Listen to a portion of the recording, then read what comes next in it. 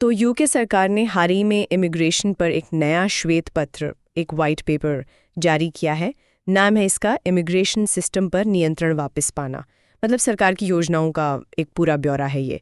काफ़ी चर्चा हो रही है इस पर। जी बिल्कुल, हमारे पास ये दस्तावेज है और आज हम इसी को जरा खोलकर समझने की कोशिश करेंगे कि यूके अपनी इमिग्रेशन पॉलिसी में आखिर क्या बदलना चाहता है और क्यों। तो सबसे पहली बात जो इसमें दिखती है वो है नेट माइग्रेशन के आंकड़े। काफी चौंकाने वाले हैं। हाँ बिल्कुल। देखिए, दस्तावेज यही बताता है कि पिछले कुछ सालों में नेट माइग्रेशन, मतलब जितने लोग आए और जितने गए, उसका जो अंतर है वो बहुत ज़्यादा बढ़ गया था। जून 2023 तक के एक साल में ये आंकड़ा रिकॉर्ड 9,06,000 तक पहुंच गया था। आप सोचिए 2019 में ये 2.25 लाख के करीब था। मतलब लगभग 4 गुना। 4 गुना? ये तो बहुत ज्यादा है। हाँ, हालांकि अभी जो लेटेस्ट आंकड़े आए हैं जून 2024 तक के, उसमें ये कुछ कम हुआ है, 7,28,000 के आसपास। लेकिन फिर भी अगर आप 2010 वाले दशक का औसत देखें तो वो 2-3 लाख सालाना होता था। उसके मुकाबले तो ये अब भी काफी ज्यादा है। और ये बढ़ोतरी हुई क्यों है इतनी? देखिए, मुख्य रूप से तो ये बढ़ोतरी यूरोपियन यूनियन के बाहर के देशों से आने वाले लोगों की वजह से। जो लोग काम के लिए आ रहे हैं, उनके परिवार आ रहे हैं, जो पढ़ने आ रहे हैं, और कुछ मानवीय कारण भी हैं, जैसे यूक्रेन से या हांगकांग से जो लोग आए। अच्छा। तो श्वेत पत्र का तर्क ये है कि भाई इतना ज्यादा माइग्रेशन हुआ तो पब्लिक सर्विसेज पर, जैसे हेल्थ केयर है, स्कूल हैं, या फिर घर मिलने में, हाउसिंग पर, इन सब पर दबाव पड़ा है। और कहीं कहीं श्रमिकों के शोषण की बातें भी सामने आई। अच्छा, तो ये तो हुई प्रॉब्लम की बात। अब सरकार इसके हल के लिए क्या प्रस्ताव ला रही है? लगता है वर्क वीजा पर काफी फोकस इनका। जो मतलब स्कूल के बाद की कोई योग्यता जैसा समझ लीजिए। अब इसे बढ़ाकर RQF लेवल 6 करने का प्रस्ताव है, यानी सीधा ग्रेजुएट लेवल, यूनिवर्सिटी डिग्री वाला लेवल। ओहो, लेवल 3 से सीधा लेवल 6। हाँ, मकसद बिल्कुल साफ है। वो चाहते हैं कि जो कम स्किल वाले काम हैं उनके लिए बाहर से लोग कम आएं। और देखिए, इसमें एक ग्राफ भी दिया है, फिगर 4। वो दिखाता है कि लेवल 6 से नीचे की नौकरियों के लिए जो वीजा दिए गए, उनका हिस्सा 2021 में 10% से भी कम था और 2024 की शुरुआत में बढ़ते बढ़ते वो करीब 60% हो गया। बाप रे, 60%? जी, तो सरकार अब इसे कम करना चाहती है। और इसके अलावा एक और बड़ा कदम है सोशल केयर वर्कर्स को लेकर। विदेशों से इनकी सीधी भर्ती के लिए जो वीजा रूट था, उसे बंद करने का प्रस्ताव है।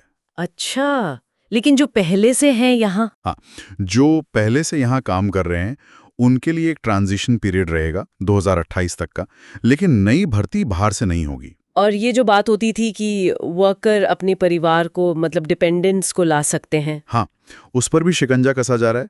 खासकर कम कुशल कामगारों के लिए अपने आश्रितों को लाना अब मुश्किल या शायद नामुमकिन हो जाएगा। इस पर प्रतिबंध का प्रस्ताव है।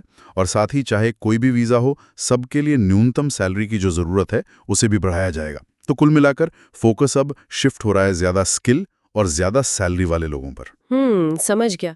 तो वर्क वीज़ा पर तो काफ़ी सख्ती दिख रही है, लेकिन स्टूडेंट्स का क्या? वो भी तो माइग्रेशन का एक बड़ा हिस्सा रहे हैं। हाँ, सही कहा आपने। स्टूडेंट्स का मामला भी अहम है। श्वेत पत्र में नोट किया गया है कि पिछले कुछ समय में खासकर मास्टर्स डिग्री के लिए कम रैंकिंग वाली यूनिवर्सिटीज में विदेशी छात्रों की संख्या काफी बढ़ी है। अच्छा। तो अब ऐसी यूनिवर्सिटीज के लिए नियम थोड़े सख्त किए जाएंगे। जैसे ये देखा जाएगा कि उनके यहाँ कितने छात्र एडमिशन लेते हैं और कितने असल में कोर्स पूरा करते हैं। उनकी कंप्लायंस रिक्वायरमेंट्स बढ़ाई जाएंगी। और वो जो ग्रेजुएट रूट था, पढ़ाई के बाद रुकने वाला। हाँ, ग्रेजुएट रूट, जिससे छात्र पढ़ाई पूरी करने के बाद यूके में रहकर काम ढूंढ सकते थे, उसकी अवधि को घटाकर 18 महीने करने का प्रस्ताव है। ओह, ये भी कम हो रहा है। जी, और एक और दिलचस्प बात है, विदेशी छात्रों से जो फीस मिलती है उस पर एक लेवी, मतलब एक तरह का टैक्स या शुल्क लगाने का भी प्रस्ताव है। अच्छा, तो स्टूडेंट्स के लिए भी राहें थोड़ी मुश्किल हो रही हैं। अब बात करते हैं फैमिली वीज़ा की और एनफोर्समेंट की, मतलब नियमों को लागू करवाने की। जी, फैमिली वीज़ा के नियम भी आप कह सकती हैं सरल तो होंगे, लेकिन सख्त भी होंगे। इसमें मुख्य रूप से देखा जाएगा कि जो व्यक्ति आ रहा है उसके पास पर्याप्त पैसा है या नहीं, और उसकी अंग्रेजी भाषा की योग्यता क्या है, इन पर फोकस रहेगा। और वो जो आर्टिकल 8 वाली बात होती है, मानव अधिकार वाली। हाँ, आर्टिकल 8 जो परिवार और निजी जीवन के अधिकार की बात करता है, उसके तहत जो दावे किए जाते हैं उनके लिए एक ज्यादा साफ और सख्त फ्रेमवर्क बनाने की योजना है, ताकि असाधारण परिस्थितियां बताकर छूट लेने वाले मामले कम हों। और एनफोर्समेंट, नियम तोड़ने वालों के लिए? हाँ, एनफोर्समेंट यानी नियमों को लागू करने पर भी काफी जोर है।